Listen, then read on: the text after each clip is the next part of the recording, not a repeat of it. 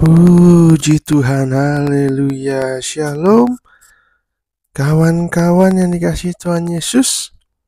Yes. Sekarang saya manggilnya kawan nih, saudara ya kan. Jadi kawan itu adalah, karena kita itu adalah kawan sekerja Allah. Kawan sekerja Allah untuk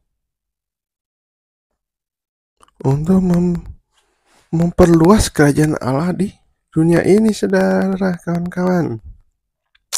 Nah, sekarang kita ini harus menjadi kawan sekerja Allah. Supaya apa? Kita semakin hari, mari kita saling melayani. Kita untuk memberitakan firman Tuhan, kawan-kawan, ya kan? Karena biar nama Tuhan ditinggikan dan semakin banyak jiwa-jiwa yang dimenangkan bagi Kristus, kawan. Nah, kembali lagi dalam program kita Racing to Renungan Singkat Sabtu. Nah, sekarang ada di minggu ketiga di bulan September. September apa? Ceria, ya kan? September ceria. Yes, di September ini kita masih belajar tentang hati. Nah, saat ini kita mau belajar tentang kepahitan hati. Nah, ya kan? Jadi dalam dunia ini orang-orang sering kebanyakan ada kepahitan hati. Khususnya anak-anak remaja, anak dewasa yang menuju dewasa.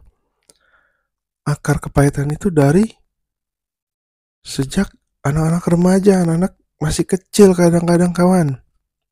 Ya kan? Karena kebanyakan kepahitan hati dari siapa? Orang tuanya. Khususnya bapaknya.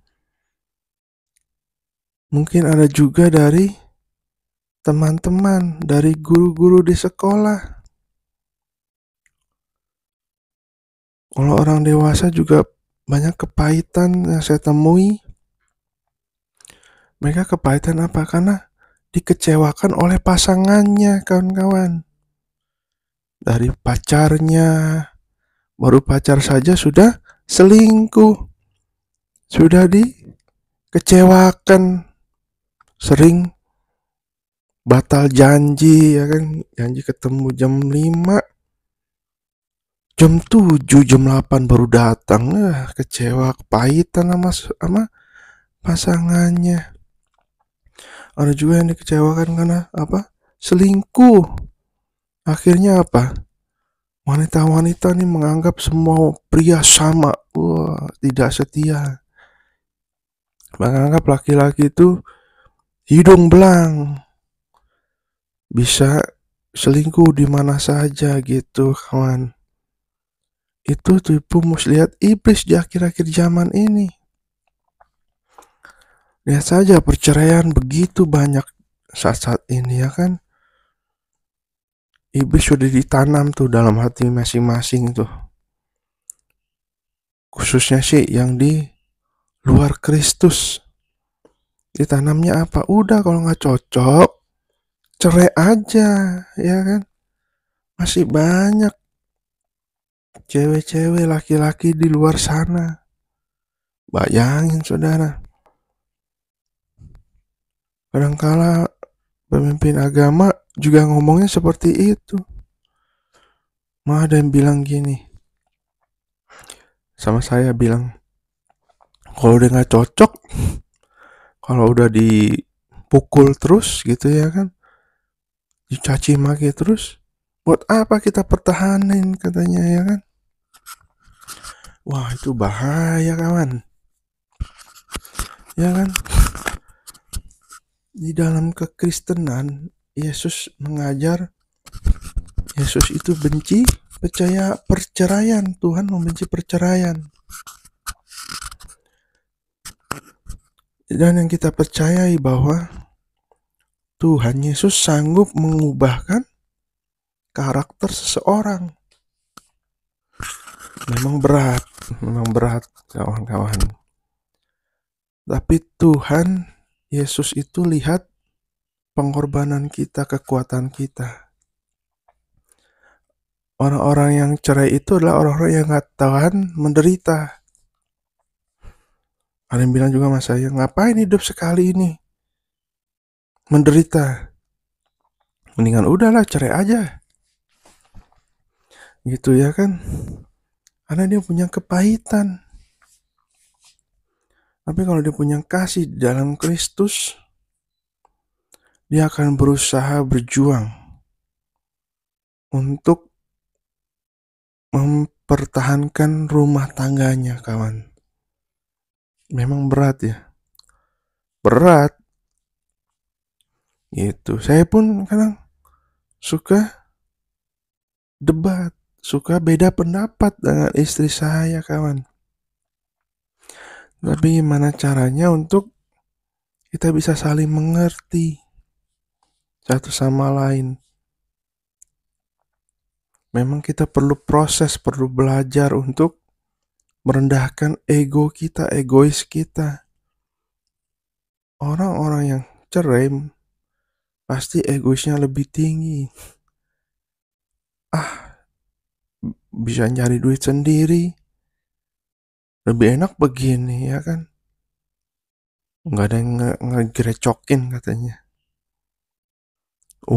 Bisa nyari uang sendiri. Itu tipu muslihat iblis, kawan-kawan, ya kan? Karena apa? Yesus membentuk keluarga itu untuk bertumbuh. Kita ingat pada saat Adam dan Hawa diciptakan, Allah melihat tidak baik Adam hanya seorang diri saja. Marilah kita bikin penolong. Harusnya istri itu penolong, bukan malah perongrong, ya kan? Laki-laki itu suami itu harus menyayangi istri. Jadi kalau itu dilakukan, istri penolong tunduk pada suami, suami mengasihi istri, mencintai istri dengan sepenuh hati dalam kasih Kristus, kita yakin dan percaya, kawan, rumah tangga itu akan bahagia. Rumah tangga itu akan menjadi suasana sorga. Nah, akhir-akhir ini memang iblis selalu menggunakan kepahitan hati, akar kepahitan hati. Ada hati yang pahit. Kepahitan hati itu apa? Rasa iri hati, sakit hati, ya kan? Dikecewakan, dikata-katain, dibodoh-bodohin, dihina, diserang satu sama lain, bahkan istri sendiri, suami sendiri, orang tua sendiri, dikecil-kecilin, ya kan, direndah-rendahin. Awal-awalnya biasa aja, tapi dalam hatinya ditumpuk terus itu, ya kan. Di sekolah lagi ada, di kantor, akhirnya ditumpuk jadi bukit. Kalau duit sih bagus, ya kan, kawan, ditabungin terus jadi besar, ditumpuk jadi gunung. Nah, ini rasa sakit hati, rasa iri hati, rasa terhina ditumpuk, akhirnya menjadi apa? Akar kepahitan, kawan, ya kan. Ya, saya pun pernah merasakan itu. Jadi kepahitan. Tapi gimana caranya kita harus keluar dari kepahitan itu, dari tipu-tipu muslihat iblis, dari perasaan kita yang istilahnya baperan gitu, ya kan. Zaman sekarang jangan baperan, kawan. Karena baperan, waduh, kemakan perasaan sendiri, ya kan. Santai aja hidup ini. Yang penting kita berpegang kepada firman Tuhan. Coba kita lihat ya di dalam Ibrani 12 ayat 15. Ibrani 12 ayat 15. Jagalah supaya jangan ada seorang pun menjauhkan diri dari kasih karunia Allah, agar jangan tumbuh akar yang pahit yang menimbulkan kerusuhan dan yang mencemarkan banyak orang. Nah, lihat kawan, di dalam Ibrani 12 ini ayat 15 dikatakan apa? Jagalah supaya jangan ada seorang pun menjauhkan diri dari kasih karunia Allah. Jadi salah satu cara untuk jangan tumbuh akar yang pahit dalam hati kita, yaitu apa? Kita jangan jauh-jauh dari kasih karunia Allah. Kasih karunia Allah apa itu? Ada di dalam Yesus Kristus yang telah menebus kita, menjanjikan hidup yang kekal di sorga. Itu yang harusnya kita lakukan. Karena kalau jauh dari kasih karunia Allah, jauh dari Tuhan Yesus, akar kepahitan itu bisa tumbuh. Karena nggak ada yang menjaga, saudara, kawan. Ya kan, di sini bilang akar yang pahit itu menimbulkan apa? Kerusuhan, mencemarkan banyak orang. Jadi iblis itu memakai kepahitan hati untuk menghancurkan, untuk kerusuhan. Kita lihat saja banyak doktrin-doktrin ya, khususnya kepada orang Kristen, akhirnya membuat kebencian, membuat kepahitan. Gereja lah dibakar, pendeta dibunuh, Alkitab dibakar, ya kan? Ada hal-hal yang menghina. Itu kenapa? Ada akar kepahitan yang ditimbulkan. Karena mereka tidak punya kasih karunia Allah. Tapi kita, yes, sebagai anak-anak Tuhan Yesus, kita sudah memiliki kasih karunia Allah itu dan harus kita jaga. Jangan kita jauhkan. Bahkan kita harus mendekat kepada kasih karunia Allah. Amin, kawan-kawan. Yes, jadi manusia itu, kita mau belajar lebih lanjut, manusia itu ada 3 unsur ya kan. Ada tubuh, jiwa, dan roh. Nah, ketiga-tiganya itu adalah satu paket. Nggak bisa berdiri sendiri-sendiri ya kan. 2 pun nggak bisa, harus 3. Kalau misalkan tubuh hanya di dalam itu ada tubuh dan jiwa saja, itu namanya apa? Hewan, binatang, saudara, hewan. Ya kan? Karena hewan itu tidak punya roh. Karena kita membunuh hewan kan nggak dosa dong, ya kan? Tapi kan kasihan, ya kan? Coba kalau semut kita bunuh-bunuhin banyak, ada rohnya, nggak digantayangin kita ya kan? roh semut ya kan? Nggak ada hewan itu rohnya. Makanya kalau misalkan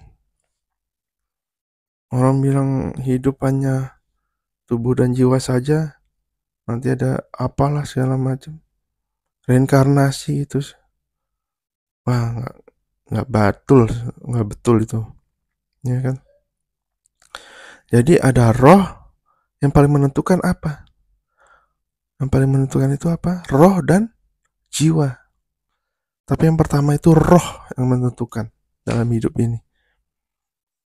Ya, coba lihat di dalam Lukas 13 ayat 11. Lukas 13 ayat 11, di situ ada seorang perempuan yang telah 18 tahun dirasuk roh, sehingga ia sakit sampai bungkuk punggungnya dan tidak dapat berdiri lagi dengan tegak. Lihat, kalau roh kita sakit, roh kita dirasukin oleh roh jahat, tubuh kita menjadi apa? Sakit juga.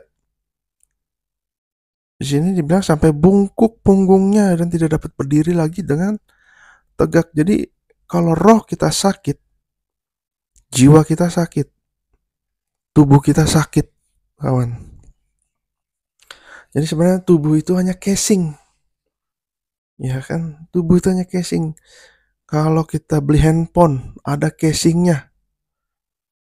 Nah, yang mempengaruhi isinya kan, handphone itu sendiri. Casing cuma untuk memperindah, untuk menjaga dalamnya. Nah, sama dengan tubuh. Yang paling berpengaruh itu roh dan jiwa kita. Tubuh ini casing. Tubuh ini hanya di depannya saja. Kita ingat firman Tuhan berkata, roh memang penurut tetapi daging lemah. Maksudnya apa? Daging itu lemah, tubuh itu lemah. Contoh ya, saudara ya, kalau kita tubuh jiwa kita sehat, pasti tubuh kita sehat. Gak ada tuh namanya akar kepahitan hati, ya kan? Gak ada yang pahit-pahit hati karena tubuh, karena jiwa dan roh kita sehat. Roh kita dipenuhi Roh Kudus, jiwa kita dipenuhi oleh firman Tuhan, pasti sehat. Gak gampang tersinggung, gak ada dendam, gak ada iri hati, gak ada sakit hati. Yang mendatangkan kepahitan hati gak ada. Coba kita tanya dokter-dokter ya kan, tenaga-tenaga kesehatan. Dan kalau kita lihat ya penyakit-penyakit apa, kanker, tumor itu banyak kan orang kaya yang kena. Orang miskin saya rasa sedikit. Kenapa? Ya karena pikirannya jahat kadangkala. Orang kaya, pengusaha-pengusaha, maunya sikut sana, sikut sini ya kan. Pikirannya negatif, pikirannya pusing, pikirin kerjaan, pikirin apa. Kadang-kadang pikirannya jahat. Akhirnya apa? Tubuhnya menjadi sakit. Sakit apa? Kanker. Jadi saya pernah asam lambung saya naik kawan. GERD. Itu kenapa? Gara-gara saya stres. Waktu itu lagi banyak kerjaan, banyak masalah, stres pikiran kan. Jatuhnya kemana? Asam lambung. Asam lambung saya naik jadi GERD kawan. Jadi coba tanya ke dokteran kalau GERD itu ya asam lambung itu pikiran harus tenang, harus bahagia, nggak bisa stres karena stres makin naik asam lambung atau berproduksi secara berlebihan gitu kan kawan. Jadi kalau kita punya akar kepahitan, tubuh kita juga pasti sakit, ya kan? Sakit. Jadi kalau roh kita dituntun oleh Roh Kudus, pasti ada damai sejahtera, ada sukacita, ya kan? Ada ketenangan. Jadi nggak ada tuh pikiran-pikiran untuk membenci orang. Walaupun kadang orang tua kita perkataannya menyakitin kita, teman-teman kita menghina, tetangga-tetangga kita berlaku sinis. Jadi nggak dimasukin ke dalam hati. Biarin aja ya kan, yang penting kita melakukan yang terbaik. Karena kita nggak bisa merubah orang, yang bisa kita rubah kita sendiri. Kita bisa berubah menjadi yang lebih baik atau menjadi yang lebih jahat, lebih buruk. Kalau kita lebih baik, kita tetangga-tetangga kita, orang sekitar kita dia akan lihat, wah dia orangnya baik loh. Padahal udah kita jahatin, udah kita iniin. Jadi orang itu akan berubah sendirinya, kawan, karena perbuatan kita, karena teladan yang kita bikin. Makanya nggak ada akar kepahitan ya kan, kita harus berpikir positif gitu. Roh kita harus berpautan kepada Roh Kudus, jiwa dan pikiran kita, pikiran, hati dan perasaan dan kehendak kita harus berpegang teguh kepada firman Tuhan. Jadi roh kita sehat, jiwa kita sehat, tentu tubuh kita juga sehat, hati kita sehat. Iya kan? Karena kalau hati kita udah gak sehat, udah bawaannya dendam, emosian, hati kita pikirnya selalu mempunyai hati yang busuk, ya kan?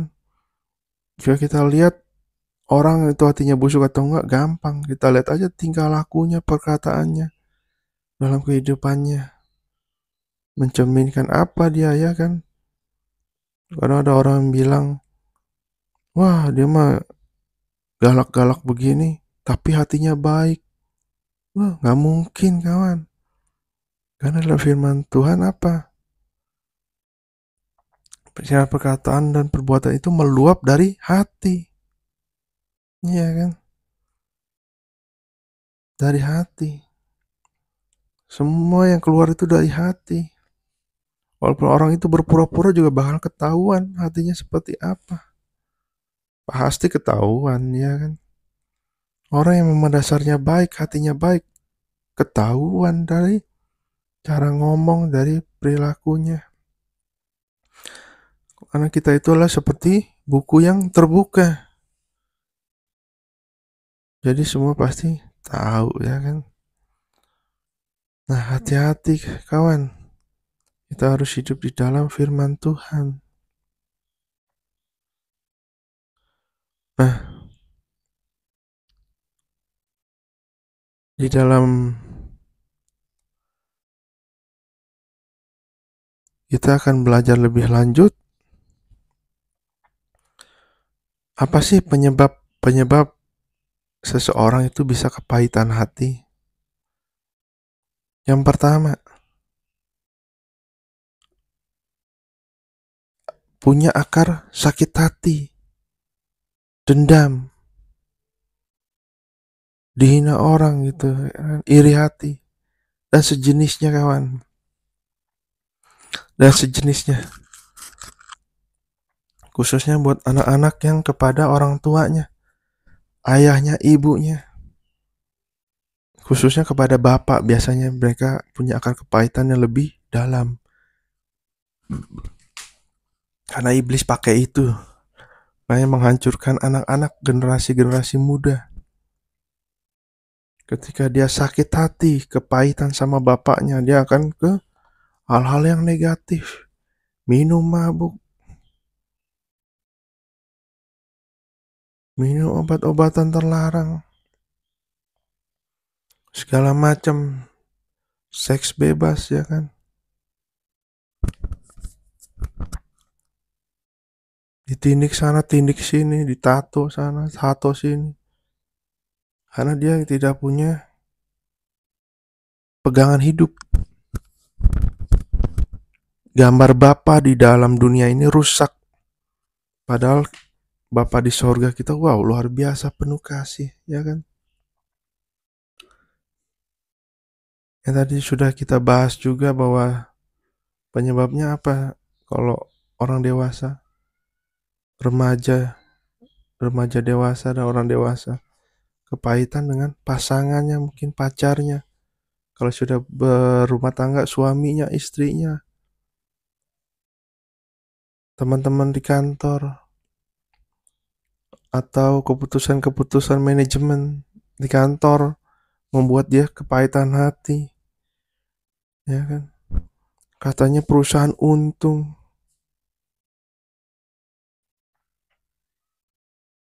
ada keputusan-keputusan yang tidak adil, kerjaan dia lebih banyak, kerjaan saya lebih banyak daripada dia ya kan? Tapi gaji sama, kepahitan.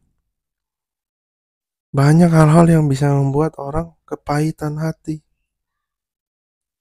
Jadi kalau kita sadar itu, kita harus hati-hati, kita harus jaga.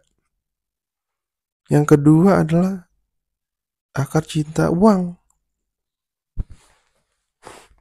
Nah ini bahaya. Uang itu bukan untuk dicintai. Di dalam firman Tuhan bilang apa? Akar segala kejahatan ialah cinta uang. Ya kan? Orang memburu uang bisa menyimpang dari iman. Menyiksa dirinya sendiri. Tipu sana, tipu sini, sikut sana, sikut sini ya kan? Korupsi gitu kawan ya kan? Kalau nggak kesampaian, akhirnya dia kepahitan. Kepahitan hati karena hidupnya miskin. Kenapa ya? Kok dia duitnya banyak? Saya duitnya segini pas-pasan, kadang-kadang kurang, kadang-kadang deg-degan ya kan, cukup nggak nih, ya kan. Jadi nggak usah iri sama orang yang banyak uangnya. Kalau kita mau diberkati Tuhan, kita perlebar kapasitas kita sendiri, kawan. Jangan-jangan kalau uang kita banyak, kita bukan malah memberkati Tuhan, malah melakukan dosa gitu ya kan. Tuhan itu sayang sama kita, padahal orang-orang yang mungkin belum diberkati Tuhan. Karena apa? Kalau dia diberkati Tuhan lebih, malah dosa lah yang diperbuat. Makanya dikasih uang pas-pasan ya kan. Kita bersyukur saja, saudara. Syukur saja, kawan, ya kan. Yang penting kita tuh masih ada Tuhan yang menyertai kita, memberkati kita. Ingat dalam firman Tuhan, anak cucu orang percaya tidak akan dibiarkan minta-minta, ya kan. Selalu diberkati Tuhan. Yang ketiga, penyebab kepahitan hati adalah pergaulan yang buruk, punya teman yang nggak baik, yang jahat. Ya kan, dalam firman Tuhan dibilang pergaulan buruk merupakan kebiasaan yang baik. Jadi kalau kita bergaul dengan orang-orang yang sakit hati, yang kepahitan hati, oh iya lu bener lu, kemarin tuh ya pacar gue tuh, wah selingkuh dia di depan mata gue kata, dan dia biasa-biasa aja. Masa sih, gue juga lu gitu ya kan. Pacar gue tuh, udah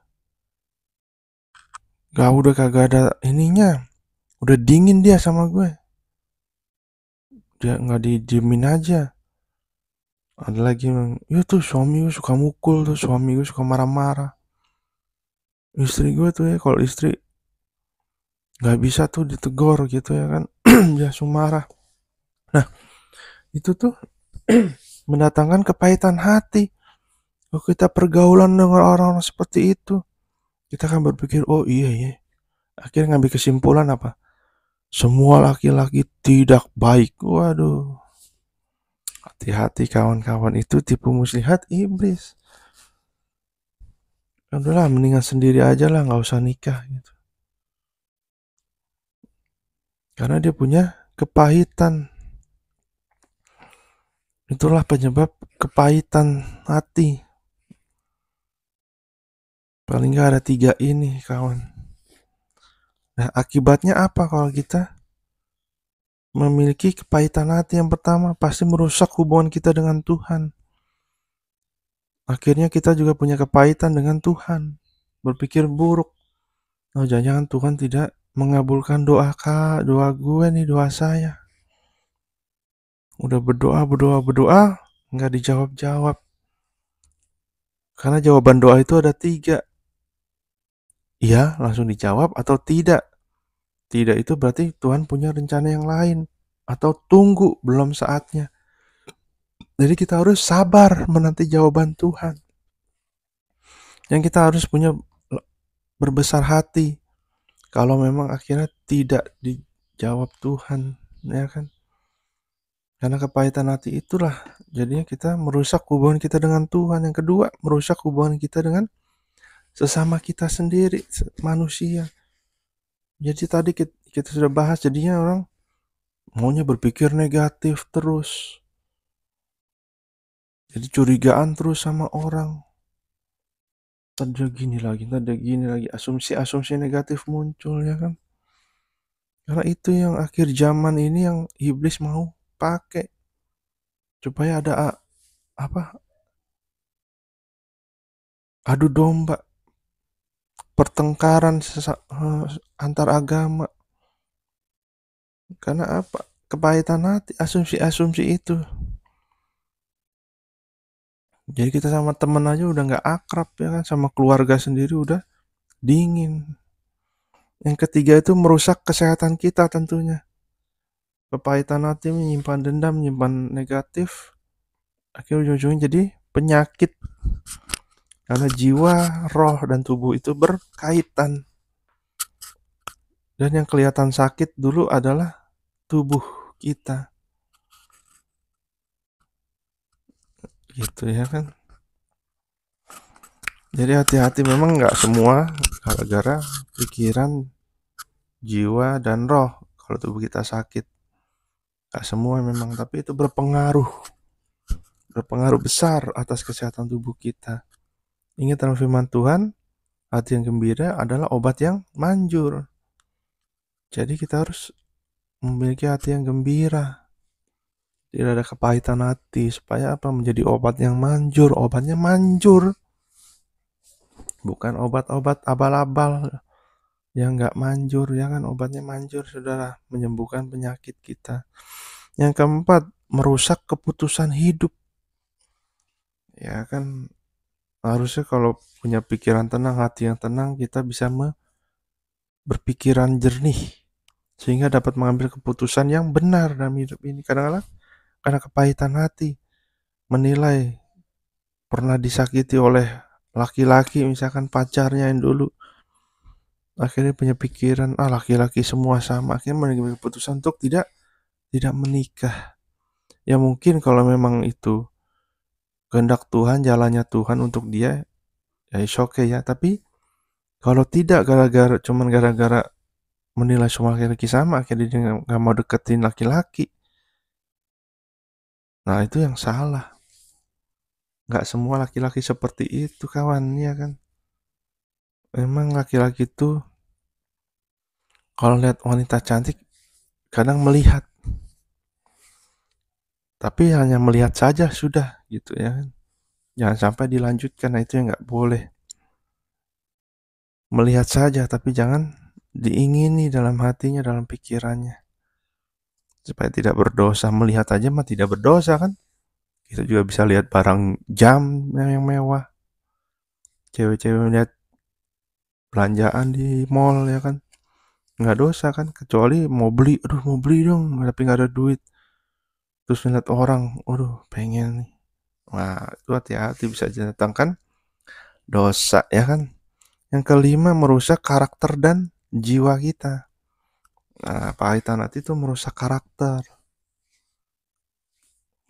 karena dia pikirannya negatif terus. Udah nggak percaya sama orang, udah kadang-kadang sama diri sendiri udah nggak percaya, apalagi sama Tuhan jadi nggak percaya. Akhirnya karakternya berubah, bodo amat lah, ini hidup gue gitu ya kan, mau begini aja udah. Karakter bisa diubah, kawan. Kalau karakter kita nggak baik, kita harus berubah. Jangan bilang udahlah begini aja, biarin. Jangan dong, ya kan. Kita ini hidup harus berubah ke arah firman Tuhan. Ya, firman Tuhan bilang kita harus berjuang untuk kepada kesempurnaan, seperti di dalam apa? Di dalam Kristus Yesus, supaya kita serupa menjadi seperti Yesus. Itulah target Tuhan dalam hidup kita. Kalau kita berpikir, udahlah biarin menggoreng gini, ya kita nggak akan bisa diubah, kawan. Karakter kita akan seperti itu terus, ya kan.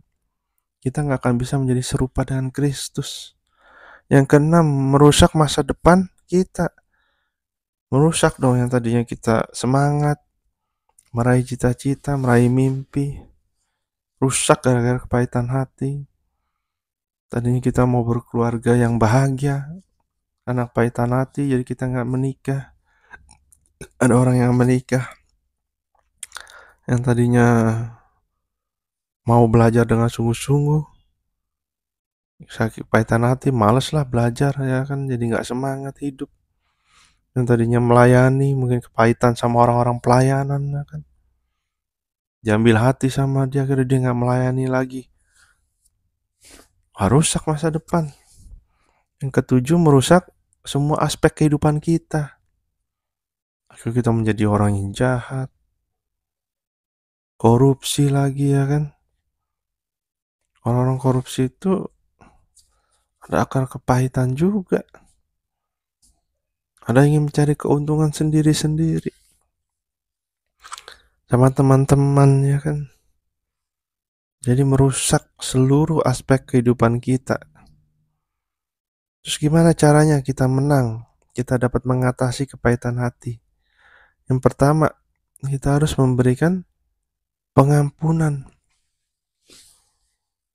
Kita ingat, kawan, yang menghina kita, yang menyakiti kita itu, apa yang kita alami itu, kesedihan yang kita alami, semua orang alami. Kita ingat, presiden aja diomongin kan. Diomongin yang gak suka dengan presiden. Diomongin, wah dia mah gini. Terus presiden stres ya? Enggak, emang itu udah biasa. Ya kan, apalagi kita sebagai orang biasa. Diomongin orang ya biasa aja. Karena semua orang pasti seperti itu. Diomongin orang, dijelek-jelekin orang. Loh, setiap manusia punya kejelekan, punya kelebihan. Kalau orang itu hanya melihat kejelekan, kekurangan, dia akan cerita tuh. Kekurangannya aja dicerita. Memang orang senang membicarakan kekurangan seseorang. Jadi kita nggak usah stres, nggak usah kepahitan hati. Santai aja. Harusnya kita doakan orang itu supaya berubah. Supaya menjadi pikiran yang positif. Dijamah oleh Kristus, ya kan? Supaya dia berhenti berpikiran negatif dan menceritakan negatif orang. Harusnya kita cari yang positif, kelebihan orang itu, supaya kita juga belajar. Oh iya, dia semangat loh, dia disiplin, dia pinter loh. Jadi kita ikut sukses dong, kita belajar dari orang-orang sukses. Ya kan? Jika kita mau jadi orang sukses, belajarlah dari orang-orang sukses. Kalau kita mau sukses tapi kita belajar bergaul dengan orang-orang yang nggak sukses, yang gagal, ya mana bisa kita belajar jadi sukses, ya kan? Jadi kita harus memberikan pengampunan. Orang menghina kita, ya Tuhan berkati ya, gitu. Jadi dia berhenti mencela, menghina kita. Jadi kita juga nggak ada kepahitan hati, kita harus berikan pengampunan. Ya sudah saya ampuni, saya sudah maafkan kamu, gitu ya kan. Jadi nggak ada tuh akar kepahitan. Kita harus minta maaf, memberikan pengampunan juga dengan tulus. Karena di dalam pengampunan muncul berkat-berkat Tuhan yang melimpah. Yang kedua, bagaimana mengatasi kepahitan hati? Menyadari dan kita harus bertobat. Kita sadar dulu nih, wah, punya akar pahit nih. Gak boleh nih kayak gini. Jangan udah tahu punya akar pahit tapi gak bertobat. Biarin aja lah. Gue emang begini orangnya, ya kan. Nah, harus bertobat, menyesal, minta ampun sama Tuhan. Tadi memberikan pengampunan kepada orang. Yang kedua, kita sendiri minta ampun sama Tuhan. Supaya apa? Akar kepahitan itu dicabut oleh Tuhan dan diganti menjadi akar firman Tuhan, akar di dalam Tuhan Yesus. Kalau akar kita berada di dalam akar firman Tuhan, akar Tuhan Yesus, pasti yang tumbuh dan juga yang buahnya itu pasti yang baik, sesuai firman Tuhan. Gak ada lagi akar-akar kepahitan. Karena di dalam hati kita yang bisa nancep itu akar hanya satu. Kalau nggak firman Tuhan, ya akar kepahitan, akar dosa. Nggak bisa akar dosa dan akar firman Tuhan itu dicampur di dalam hati kita, nggak bisa. Harus dicabut. Dicabut dulu akar dosa, akar kepahitan. Agar akar firman Tuhan itu dapat tertanam dalam hati kita. Yang ketiga, kita harus mau hidup dituntun oleh Roh Kudus. Jadi jangan hidup sembarangan, hidup maunya gue. Hidup ya suka-suka gue dong, ya kan. Mulut-mulut gue katanya gitu. Hidup-hidup gue, ya kan. Wah, itu bahaya, itu egoisnya tinggi itu orang. Jadi gak mau dikritik, gak mau dinasehati. Itu yang bahaya. Dia gak akan berubah. Akar kepahitan akan ada di dalam hatinya. Karena dia gak mau dituntun oleh Roh Kudus. Cirinya orang yang mau dituntun oleh Roh Kudus pasti hidupnya berubah, sedikit demi sedikit pasti berubah menjadi lebih baik. Satu persatu dosa-dosa, karakter-karakter yang buruk dibuang-buang karena itu sampah. Memang nggak bisa sekaligus, tapi harus diproses sedikit demi sedikit berubah. Dan akhirnya akar kepahitan itu dicabut dan digantikan dengan akar firman Tuhan, akar Roh Kudus. Sehingga kita juga dapat berbuah. Berbuahnya apa? Buah roh kan? Bukannya buah daging, buah dosa. Tapi kita lihat di dalam orang itu ada buah roh atau enggak. Itu kita bisa lihat hatinya seperti apa. Apakah dia dituntun Roh Kudus? Kalau dituntun Roh Kudus pasti buahnya buah roh. Ya kan? Buah roh apa saja saudara, kawan? Kasih, sukacita, damai sejahtera, kesabaran, kemurahan, kebaikan, kesetiaan, kelemah lembutan, dan penguasaan diri. Itulah buah roh. Apakah hidup kita sudah ada buah roh? Kita cek dan kita harus berjuang agar buah roh itu agar di dalam hidup kita masing-masing. Ayat yang keempat, kita harus minta hikmat Tuhan. Ya kan? Hikmat Tuhan itu harus diminta. Setiap doa kawan-kawan, setiap pagi, setiap malam minta hikmat dari Tuhan kawan setiap hari. Agar kita dikasih hikmat dalam menjalani hidup ini. Supaya kita tidak sakit hati. Tidak ada akar kepahitan. Karena fokus kita itu pada kehendak Tuhan. Karena Tuhan akan memberikan hikmat. Yesus itulah yang penuh hikmat. Hikmat itu hanya dari Allah, dari Yesus. Kita ingat ketika di dalam firman Tuhan, Yesus berhikmat. Pada saat dicobai, waktu itu Yesus puasa 40 hari dicobai oleh iblis. Ubahlah batu ini menjadi roti. Itu lagi lapar-laparnya loh, kawan. 40 hari gak makan. Kita aja 1 hari gak makan aja udah kayak kesetanan kan. Mau nih makanan, udah lemas, udah. Kalau lihat makanan udah langsung mau buru-buru ya kan. Ini Yesus sebagai manusia full 100% dia juga lapar. Dicobai, ayo ubah dong batu ini menjadi roti. Mungkin kalau kita jadi Yesus ya kan, udah gak tahan itu. Oh iya deh, rubah aja deh. Enak dimakannya kan. Tapi Yesus itu memang Tuhan juga gitu. 100% manusia, 100% Allah.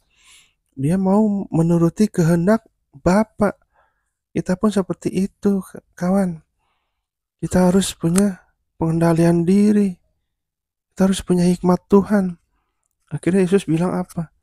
Manusia bukan hidup dari roti saja, tapi hidup dari setiap perkataan yang keluar dari Allah. Dari firman Tuhan. Penuh hikmat sekali Yesus gitu, ya kan? Kita pun harus berjuang dalam pelayanan, dalam hidup. Berjuang dalam kekudusan, dalam pelayanan kita harus kuat. Walaupun jalannya tidak mudah. Yang kelima, kita harus punya komunitas rohani yang membangun. Nah, jangan yang tadi pergaulan yang buruk. Ketika kita tahu teman-teman kita buruk nih, ya kita tinggalin saja. Kita cari komunitas rohani. Mungkin ada di gereja, komsel, ya kan, kelompok kecil, atau anak-anak muda ikut youth, ikut komunitas-komunitas yang membangun, bisa saling mengingatkan, saling mendukung, saling mengasihi, ya kan. Kalau perlu minta bimbingan kakak-kakak rohani, pendeta kita, gembala kita di gereja. Kita minta dukung mereka ya kan, supaya kepahitan itu hilang, dicabut sampai akar-akarnya. Karena komunitas yang baik akan membangun kita, saudara, kawan. Ya kan? Kita lihat saja. Orang-orang yang di dekat kita itu akan berpengaruh kepada hidup kita. Ya kan? Siapa orang yang sukses dan orang yang gak sukses biasa ketahuan dia bergaulnya di mana. Bergaulnya dengan siapa. Ya kan? Iya. Kalau orang-orang yang suka clubbing, minum mabuk, kita udah tahu, wah dia pergaulannya teman-temannya yang seperti itu. Jangan-jangan orang yang teman-temannya yang punya kepahitan hati. Tapi lihat orang-orang sukses, ya kan, orang-orang yang jadi direktur, jadi manajer, dia bergaulnya di mana? Kita tahu orang-orang yang dia bergaul. Karena itu sangat menentukan kehidupan kita, kawan.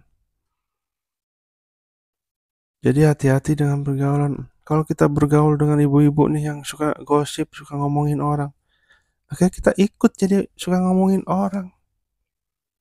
Kita harus tinggalin itu. Tapi kalau kita bergaul dengan yang cinta Tuhan, yang suka baca Alkitab, yang suka merenungkan firman Tuhan, kita akan ikut membaca firman Tuhan, merenungkan firman Tuhan. Nah kan, ini saya juga rindu dalam pembuatan ini ya, renungan ini. Sebenarnya saya juga mau mengajak, tujuan saya ini untuk apa? Untuk yuk kita belajar firman Tuhan. Jangan malas membaca Alkitab. Ini pun saya juga berjuang, kawan, ya kan? Ini juga untuk saya, bukan untuk yang mendengarkan saja, kawan-kawan, tapi untuk saya sendiri, supaya saya belajar terus firman Tuhan. Karena firman Tuhan ini, Alkitab ini adalah buku kehidupan kita. Bukan hanya untuk cerita-cerita saja, bukan hanya untuk sejarah-sejarah saja. Tapi kita bisa belajar, dan tentunya hubungan kita dengan Tuhan akan semakin erat. Dan hidup kita semakin kuat di dalam Tuhan Yesus. Nah, sebagai ayat penutup dalam Efesus 4 ayat 31 sampai 32. Efesus 4 ayat 31 sampai 32. Segala kepahitan, kegeraman, kemarahan, pertikaian dan fitnah hendaklah dibuang dari antara kamu. Demikianlah pula segala kejahatan. Tetapi hendaklah kamu ramah seorang terhadap yang lain, penuh kasih mesra dan saling mengampuni, sebagaimana Allah di dalam Kristus telah mengampuni kamu. Nah, lihat ya. Kepahitan, kegeraman, kemarahan, pertikaian, fitnah hendaklah dibuang. Artinya apa kalau dibuang? Itu sampah. Sampah, kawan. Yang dibuang itu hanya sampah. Kalau barang berharga nggak mungkin kita buang, kan? Jadi kepahitan, kegeraman, kemarahan, pertikaian, fitnah itu sampah. Kita harus buang dalam hidup kita. Segala kejahatan kita itu juga sampah. Kita harus buang satu persatu. Kita akan terus berjuang untuk membuang sampah-sampah dalam hidup kita. Supaya apa? Kita akhirnya menjadi ramah seorang terhadap yang lain. Tidak ada kepahitan hati. Penuh kasih, saling mengampuni. Kita itu tidak luput dari dosa, dari kesalahan. Jadi kalau ada orang yang salah sama kita, gak usah langsung, apa? Gak ada ya, gue gak mau ngampuni lu ya gitu. Saudara, kita juga banyak salah sama orang. Jadi kita perlu mengampuni orang juga.